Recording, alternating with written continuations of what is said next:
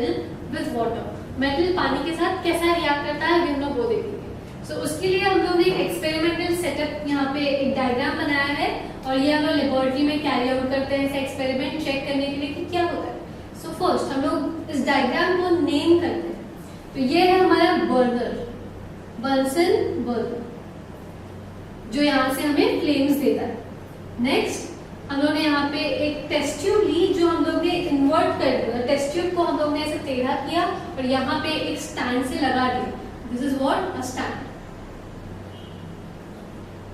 Next इसके अंदर हम लोग ने ग्लास वुल ले लिया, मतलब बहुत थिन ग्लास का हम लोग ने वुल का फॉर्म में कन्वर्जन किया।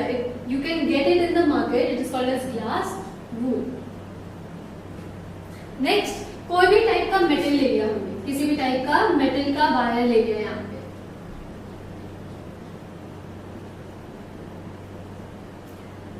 उसके बाद हम लोग ने इस टेस्ट ट्यूब को ऊपर से बंद कर दिया by fixing it with a cork. Next we are allowing a tube to pass through it, ताकि इसके अंदर जो भी गैस जनरेट हो वो और कहीं ना जाए, इस ट्यूब से इस सेटअप में चले जाए।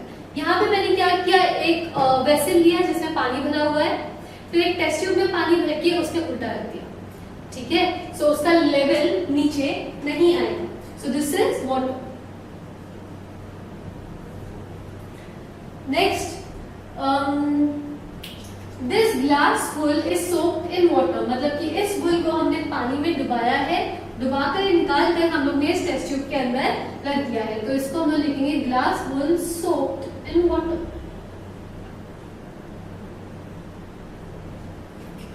ठीक है।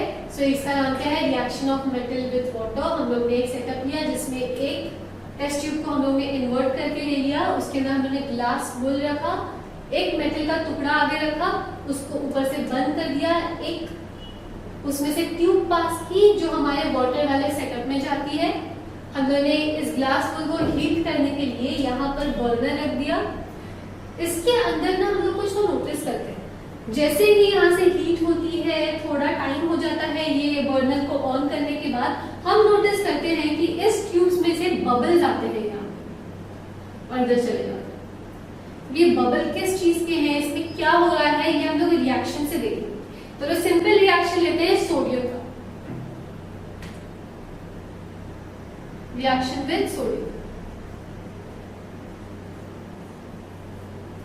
सो यहाँ पे सबसे पहले यहाँ पे क्या होगा, व्हेन वी हीट इट, यहाँ से वाटर मॉलिक्यूल्स इवेपोरेट होंगे, वाटर मॉलिक्यूल्स इवेपोरेट होके हमारे मेटल को लगेंगे, फिर मेटल के साथ हमारा वाटर रिएक्ट करेगा और फिर आगे कोई तो गैस जनरेट होगी। तो first step is water, next is metal. So समझो हम लोग ने मेटल लिए, यहाँ पे सोडियम मेटल लिया है, तो सोडियम, यहाँ से क्या आया, H2O मॉलिक्यूल आया, तो सोडियम प्लस वाटर,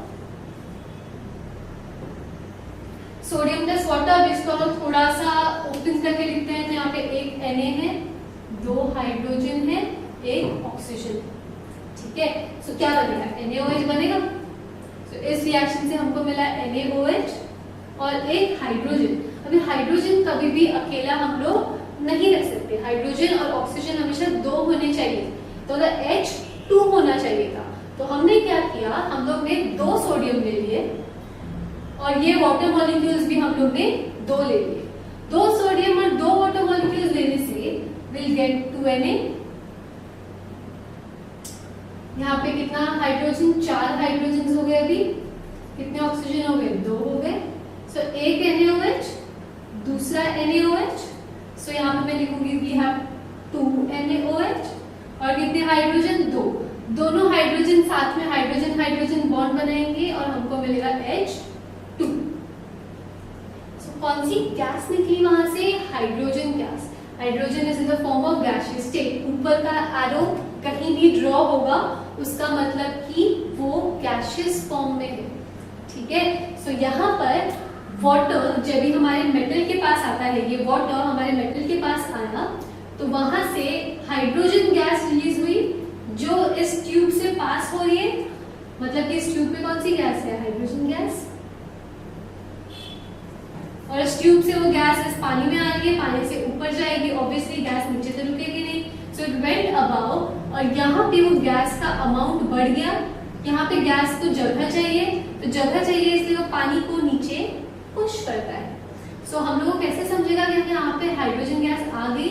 जब ये वाटर लेवल नीचे चला जाएगा तब हमको समझेगा कि यहाँ पे हाइड्रोजन गैस इकट्ठा हो गई। सो देन क्या है हमारे पास H2 गैस। नाउ अभी आप बोलोगे, आपने सोचना चाहिए कि at the start of the lecture I told you that sodium is so reactive, इसको हम लोग कभी भी पानी के आसपास भी नहीं लाते हैं या हम लोग इसको खुला भी नहीं छोड़ते। तो यहाँ पे मैंने पानी के साथ उसको रिएक्शन कैसे करके बताया। तो ये जो रिएक्शन है ना, ये इतना स्पीड में होता है कि अगर मैंने यहाँ पे सोडियम रखा होता तो ये ब्लास्ट हो जाता, क्योंकि वो पानी के कांटेक्ट में आया। ठीक है, बट ये रिएक्शन होता है बट बहुत फास्ट होता है, इतना फास्ट कि ये इट कैन ब्रेक।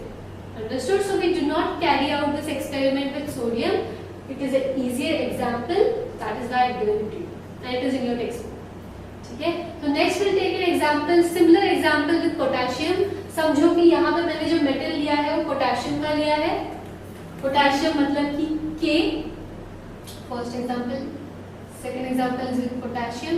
नाउ हमको पता था कि सोडियम एक बॉन्ड बनाता है, पोटेशियम कितना बनाता है? पोटेशियम भी एक बॉन्ड बनाता है। हम जब चेक करोगे आपको पता चलेगा वो एक इलेक्ट्रॉन देता है, जो भी एक इलेक्ट्रॉन देगा वो एक बॉन्ड बनाएगा। पोटेशियम वायर पे जब H2O का मॉलिक्यूल आके बैठेगा, पोटेशियम वायर पे जब यहाँ से वाटर इवेपोरेट होके आएगा, तो हम लोग को अगेन क्या मिलेगा? KHHO, सो हमको मिलेगा KOH। अगेन हाइड्रोजन अकेला नहीं रह सकता, तो हमको यहाँ पे 2 K लेना पड़ेगा, 2 वाटर मॉलिक्यूल्स लेना पड़ेगा। इसमें जैसा हुआ था वैसा ही यहाँ पे होगा, हमको 2 KOH मिलेंगे और 2 H मिलेंगे। बस देख लेते हैं। सो 2 K, 4 हाइड्रोजन्स और 2 O, एक KOH, दूसरा KOH मतलब 2 KOH potassium hydroxide and 2 hydrogen which gives you hydrogen gas. So reactions of metal with water में हमको हाइड्रोजन गैस मिलती है। Reaction of metal with oxygen जब हमने किया था हमको कोई भी गैस मिली नहीं थी। वाटर के साथ में हमको हाइड्रोजन गैस मिलता है, इतना याद रखना है। ठीक है, मैं ये रब करती हूँ और आपको 2-3 एग्जांपल्स और बताती हूँ यहाँ। थर्ड एग्जांपल, पोटेशियम सोडियम के साथ कर लिया। अभी हम लोग कैल्शियम के साथ में नेक्स्ट एग्जांपल देखेंगे, कैल्शियम प्लस वाटर। अब कैल्शियम कितने बॉन्ड बनाएगा हमको तो पता नहीं, हमने सिर्फ सोडियम का देखा, पोटेशियम का मैंने कहा एक होता है, Mg का हमने बना के देखा कितने बॉन्ड्स बनाता है, ऑक्सीजन का हमने बना के देखा, कैल्शियम का हमने देखा नहीं। सो कैल्शियम का एटॉमिक नंबर इज 20। चेक करते हैं वो कितने बॉन्ड बनाएगा। न्यूक्लियस फर्स्ट शेल में 2, सेकेंड शेल में 8, 2 3 4 5 6 7 8, टोटल 10 हो गए। नेक्स्ट पे फिर 8, 1 2 3 4 5 6 7 8 हो गए, मतलब एक कितने हो गए हमारे पास 18 इलेक्ट्रॉन्स हो गए। नेक्स्ट 2 इलेक्ट्रॉन्स और भरने मुझे तो एक और शेल बनाना पड़ेगा। यहाँ पे स्पेस दिख रही है बट वो 8 से ज्यादा इलेक्ट्रॉन्स लेगा नहीं, तो एक और शेल बना, उसमें 2 इलेक्ट्रॉन्स डाल दिए। कैल्शियम की आउटरमोस्ट शेल में 2 इलेक्ट्रॉन्स है, होने चाहिए 8 but it has only 2 electrons, मतलब we have 6 empty spaces, तो वो 6 empty spaces के लिए 6 इलेक्ट्रॉन लेगा या 2 इलेक्ट्रॉन निकालेगा? Obviously 2 इलेक्ट्रॉन्स निकालना उसको ज्यादा आसान पड़ेगा। It will give 2 electrons because it will remove 2 electrons, it is making 2 bonds। ठीक है, तो कैल्शियम कितना बॉन्ड बनाएगा? 2। तो ये चेक करें, sorry reaction Now next, what will happen? एक कैल्शियम है यहाँ पे और हाइड्रोजन 2, एक ऑक्सीजन। कैल्शियम को 2 बॉन्ड बनाना है तो उसको 2 OH लगेगा, एक OH से उसका काम नहीं होगा, तो यहाँ पे मुझे 2 लेना पड़ेगा। कितने हो गए? 1 2 3 4 और 2 OH। कैल्शियम ने एक OH के साथ बॉन्ड बनाया, कैल्शियम में 2 बॉन्ड बनाने हैं तो वो एक और OH के साथ बॉन्ड बनाएगा। सो ऐसा कुछ तो दिखेगा CaOH OH। दो बॉन्ड बन गए कैल्शियम के। अब इसको शॉर्टकट में मैं कैसे लिखूंगी, CaOH ट्वाइस, कैल्शियम हाइड्रोक्साइड। बचा क्या, दो हाइड्रोजन, अभी तक मैंने यूज ही नहीं किए थे उसको, तो दो हाइड्रोजन साथ में मिलके हमको क्या देंगे, hydrogen gas. Reaction of metal with water में सारे रिएक्शंस में हाइड्रोजन गैस सेपरेट होगी। अभी बैलेंस करके देखते हैं, हमारी इक्वेशन बैलेंस है क्या नहीं, एक कैल्शियम एक कैल्शियम, चार हाइड्रोजन, इधर दो इधर दो, इधर भी चार है, एक नहीं दो ऑक्सीजन, यहाँ पे भी 2 oxygen. Our equation is balanced. हमारा रूल था कि कैल्शियम को 2 बॉन्ड चाहिए, वो भी हो गया। हमारा रूल था कि ऑक्सीजन को 2 बॉन्ड चाहिए, वो हो रहा है कि नहीं, एक बार चेक कर लो। इस कैल्शियम के साथ ऑक्सीजन एक बॉन्ड बनाएगा और हाइड्रोजन के साथ एक बॉन्ड बनाएगा, मतलब ऐसा कुछ, ठीक है। मैं ये बॉन्ड हम लोग हर बार मेंशन नहीं करते, इसलिए मैंने यहाँ पे डायरेक्टली OH लिखा है, अंडरस्टूड। हम लोग हर बार O और H के बीच का बॉन्ड बना के नहीं दिखाते। So our rule is fulfilled, our example is balanced. I hope you understood it. एक और देखते हैं कोई एग्जाम्पल, क्लियर हो जाए। Next we'll do it with zinc. Now zinc का कैल्शियम के जैसा ही रूल है कि वो 2 बॉन्ड बनाता है, ठीक है। कैल्शियम हमने देखा कैसे होता है, जिंक का एटॉमिक नंबर आप चेक करोगे बुक में, तो आप उसका जब शेल्स बना के देखोगे आपको समझ आएगा कि जिंक भी 2 बॉन्ड बनाएगा। Next, zinc is in solid state, calcium was also in solid state. H2O हम लोग ने गैसियस स्टेट में लिया, वेपर्स के फॉर्म में लिया क्योंकि वो हीट होता है बर्नर से। नेक्स्ट क्या होगा, 2 हाइड्रोजन, 1 ऑक्सीजन, 1 जिंक। जिंक को कितना OH चाहिए, 2 OH चाहिए, एक सेकंड,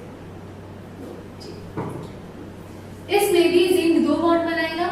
नाउ इसमें थोड़ा सा डिफरेंस है कि ये 2 हाइड्रोजन साथ में मिलके हमको H2 देंगे। ऑक्सीजन को 2 बॉन्ड चाहिए, जिंक को भी 2 बॉन्ड चाहिए, तो उन दोनों आपस में डबल बॉन्ड बनाएंगे। हम लोग इसको कहते हैं जिंक ऑक्साइड। जिंक में double bond with oxygen, so zinc का जो रूल था कि उसको 2 बॉन्ड चाहिए वो हो गया पूरा। ऑक्सीजन का रूल था उसको 2 बॉन्ड चाहिए, वो भी पूरा हो गया। And we have 2 hydrogens. So all the reactions with metal and water will give you hydrogen gas as a byproduct. Clear? So we are done with the reaction of metals with oxygen. Then we did reaction of metals with water, जिसमें hydrogen gas byproduct था. Next is reaction of metals with acid. किसी किसी के books में printing mistake होगा और वहाँ पे वापस से ऑक्सीजन लिखा होगा, but it is reaction of metal with acid. पिछली बार जैसे ही हम लोग एक टेस्ट ट्यूब लेंगे, बट इस बार पानी नहीं लेंगे, हम लोग यहाँ पे एसिड लेंगे। For example dilute HCl।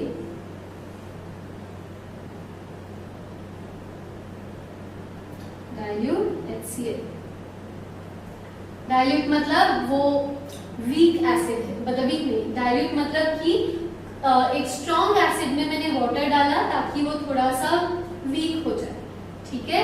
So dilute HCl लिया और उसके अंदर मैंने मेटल के टुकड़े डाल दिए, ग्रैन्यूल्स डाल दिए। सो इसमें क्या है, मेटल ग्रैन्यूल्स। देन मैंने उसको एक स्टैंड पे अच्छे से सेटअप कर दिया। मेटल को इस टेस्ट ट्यूब को मैंने ऊपर से एक कॉर्ड से वापस से फिट कर दिया ताकि वो एस्केप ना हो गैसेस। देन उसके अंदर से मैंने एक ट्यूब निकाली जिसको हम लोग बोलते हैं डिलीवरी ट्यूब, डिलीवरी ट्यूब, जिसमें से गैसेस पास होंगी। यहाँ पे मैंने एक वेसल लिया है जिसके अंदर सोपी वाटर है, साबुन का पानी लिया है मैंने इसके अंदर, सो इट हैज सोपी वाटर।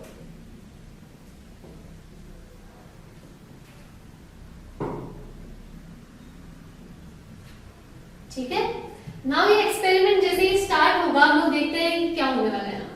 चलो will see first example in this.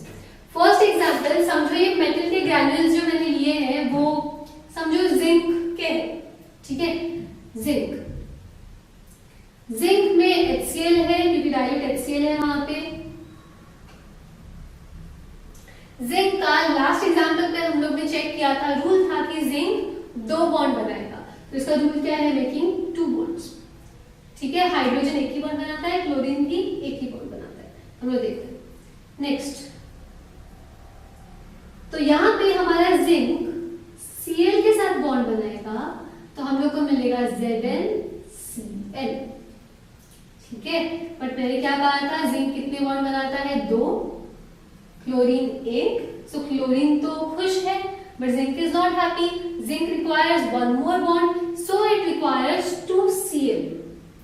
तो हम लोग यहाँ पे क्या करेंगे, एक ही Cl है तो मैंने यहाँ पे 2 HCl के मॉलिक्यूल्स ले लिए ताकि मेरे पास 2 क्लोरीन हो जिंक के। तभी जिंक खुश है कि उसके पास 2 Cl है, मतलब कि 2 बॉन्ड्स है।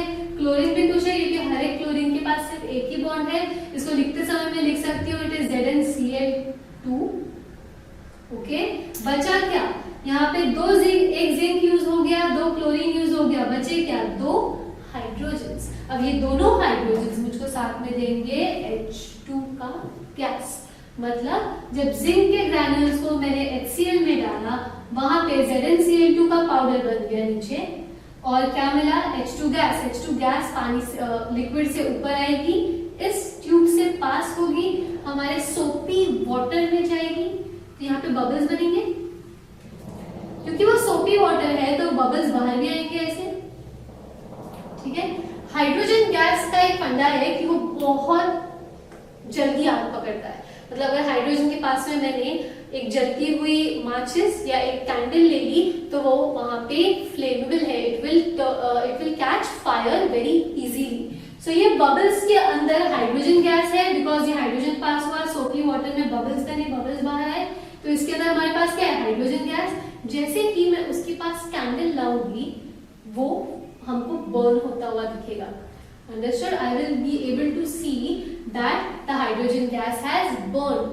So मेरा प्रूव हो जाएगा कि मेरा हाइड्रोजन गैस इस रिएक्शन से बाहर मिल रहा है मुझको। Understood? This reaction is giving you hydrogen gas, which is proved by this experiment. Because hydrogen gas is flammable, जैसे ही वो यहाँ से बाहर आएगा, we will burn it and it will catch fire easily. तो हमारा ये रिएक्शन प्रूव होता है। सिमिलरली अगर मैंने यहाँ पे जिंक की जगह दूसरा कोई मेटल लिया होता, फॉर एग्जांपल Mg लिया होता, हमको Mg का भी रूल पता है अच्छे से, Mg भी 2 बॉन्ड्स बनाता है HCl, तो जिंक के जैसे ही Mg भी Cl के साथ एक बॉन्ड बनाएगा, ठीक है। और एक और Cl लगेगा उसको, बिकॉज Mg मेक्स 2 बॉन्ड्स, तो ये भी 2 बॉन्ड बनाएगा। इसको शॉर्टकट में कैसे लिखा था हमने, MgCl2। अंडरस्टूड? नाउ MgCl2 हो गया तो यहाँ पे बैलेंस करो इक्वेशन को, एक Mg 2 Cl, एक ही Cl, तो 2 देना पड़ेगा मेरे को, ठीक है। So it became 2 MgCl2। Now we have 2 hydrogens जो हम लोग ने यूज ही नहीं किया इधर, तो वो 2 हाइड्रोजन्स का हमको हाइड्रोजन गैस मिलेगा जो बबल्स बन के बाहर आएगा। I hope it is clear, ठीक है। नाउ जरूरी नहीं है कि हम लोग हर बार यहाँ पे HCl ही ले, हम लोग यहाँ पे दूसरा भी कोई एसिड ले सकते हैं, बट वहां पे हमको H2 का गैस नहीं मिलेगा, वहां पे हम लोग को कुछ और मिलेगा। Let us take nitric acid. Now what is nitric acid? Nitric acid is HNO3, ठीक है। तो अगर मैंने यहाँ पे HCl की जगह HNO3 लिया होता तो जिंक और यहाँ पे मैंने जिंक और मैग्नीशियम की जगह कॉपर लिया होता तो ये रिएक्शन चेंज हो जाता। फॉर एग्जाम्पल हम लोग ने यहाँ पे HCl की जगह क्या लिया, HNO3 plus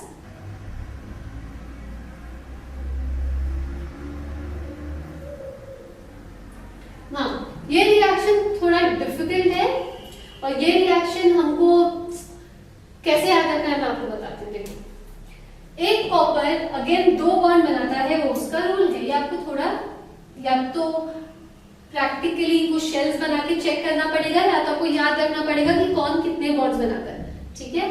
so copper will make 2 bond, so copper bond बनाता है NO3 के साथ में। सो कॉपर ने एक NO3 के साथ बॉन्ड बनाया और उसको 2 बॉन्ड चाहिए तो उसको 2 NO3 लगेंगे, ठीक है। तो पहले मैं यहाँ पे 2 लिख देती हूँ, CuNO3 ट्वाइस बन गया। नाउ यहाँ पे थोड़ा सा डिफरेंस ये है कि यहाँ पे H2 गैस नहीं निकलता, यहाँ पे वाटर मॉलिक्यूल निकलता है। सो यहाँ पे we are going to balance it by using 4NO3। 4NO3 में से 2 NO3 तो कॉपर के साथ निकल गए, फिर बचा क्या, लिख के लेते हैं चलो, N1 2 3 N1 2 3। ठीक है, कॉपर के साथ में हमारे पास NO3 इतने निकल गए। नेक्स्ट यहाँ पे 2 हाइड्रोजन एक ऑक्सीजन के साथ में निकल जाएगा। नेक्स्ट और 2 हाइड्रोजन एक और ऑक्सीजन के साथ निकल जाएगा। So we are getting 2 molecules of H2O। बचा क्या, NO2 NO2। Now let us check it. थोड़ा कंफ्यूजिंग हो गया, सो सिंपल वे में करते हैं। रिएक्शन है 1 copper 4 HNO3 will give you cupric nitrate, nitrogen oxide and water molecule.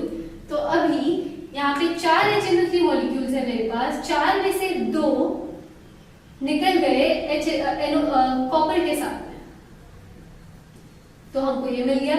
Next बचा कितना, NO3, 2 NO3 आर लेफ्ट। सो और मेरे पास 2 NO3 है, ठीक है। सो यहाँ पे एक ऑक्सीजन को निकाल के NO2 फॉर्म में, नाइट्रस ऑक्साइड के फॉर्म में यहाँ पे बाहर निकल गया।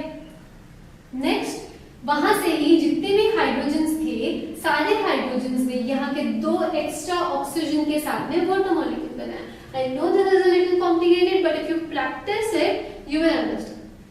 ठीक है, ये सिंपल वाले रिएक्शंस अगर आपको समझ गए हैं तो ये भी प्रैक्टिस करोगे, लिख के लोगे तो आपको समझ में आएगा। ठीक है, सो यहाँ पर हम लोग रुकते हैं। What we started in this whole chapter, we started with the physical properties of metals. We carried with the physical properties of metals, non-metals. Then we did chemical properties of metals. Then we went ahead and did reaction of metals with oxygen. फिर हमने reaction of metal एक experimental setup के साथ किया, पानी के साथ, जिसमें हाइड्रोजन गैस लिबरेट होती है। नेक्स्ट हमने क्या किया, reaction of metal with acids, जो सिंपल ही है, जिसके रिएक्शन सिंपल है, बस 1-2 रिएक्शंस है जिसमें आपको ज्यादा प्रैक्टिस करनी पड़ेगी। ठीक है, so will end the chapter today here and then will go ahead next time. Thank you.